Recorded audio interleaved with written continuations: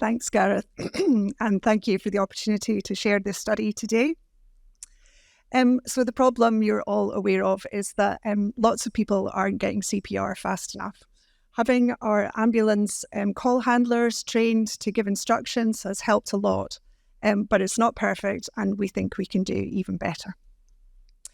So why is someone talking about behavioural science to do with CPR?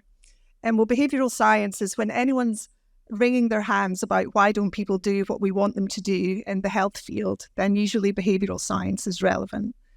It tells us, what it explains behaviour. We have theories to tell us why people do or don't do things, and they have a raft of techniques to change behaviour. The latest taxonomy there's 93 things we can do. But this hasn't tended to be applied to CPR. So in this study, we tried to identify behavioural barriers to CPR, trying to identify the techniques most likely to overcome those barriers. And our plan is that we incorporate this into the instructions that call handlers give to hopefully get to CPR faster. So to find the barriers, I analysed 200 recorded CPR calls like the one we heard earlier, and I interviewed 30 call handlers from across the UK. And these are the sorts of things that we noticed in the calls. The most common things are on the left, and the ones in yellow are the most common things that call handlers themselves identified as problems in getting CPR started. Not all of these things are things that behavioural science can do anything about. So I can't help you with the phone signal, background noise, and all of that sort of stuff. But these 6 things are things that we identified where behavioural techniques might be helpful. We also looked at how long it takes to get to CPR in the calls. And I know this is an ugly graph, and I'm sorry, James helped me make it. The red section is how long it takes to get the address of the cardiac arrest and a phone number. The green is how long it takes from when we ask to get the patient flat on their back on the floor and when that actually happens.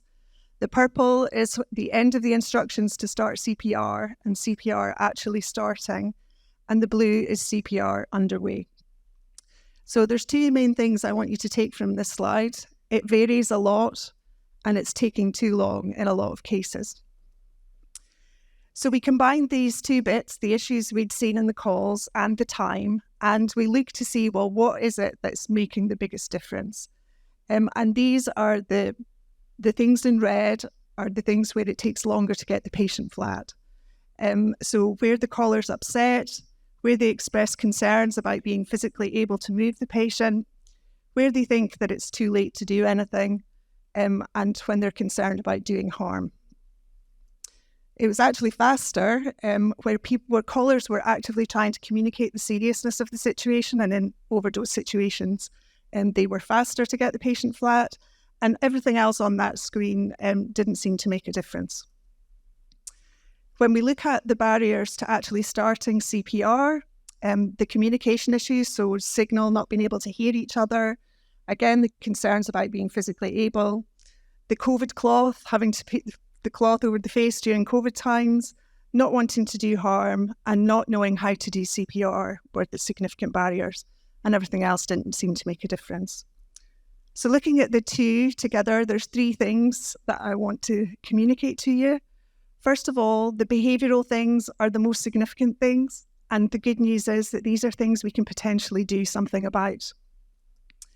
The barriers to getting the patient flat and to starting CPR are different. So we might need to do different things at different stages of the call. And the third thing I want to say is that the call handlers know what they're talking about.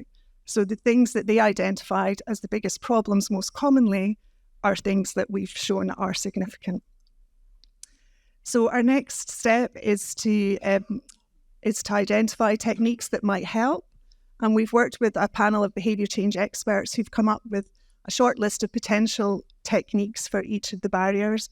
And you'll see on the right, we've started to develop some wording. I don't want Jerry from MPDS to have a stroke at this point. It's all just draft. And this is an example of how that might work. So for example, someone's saying they can't do compressions.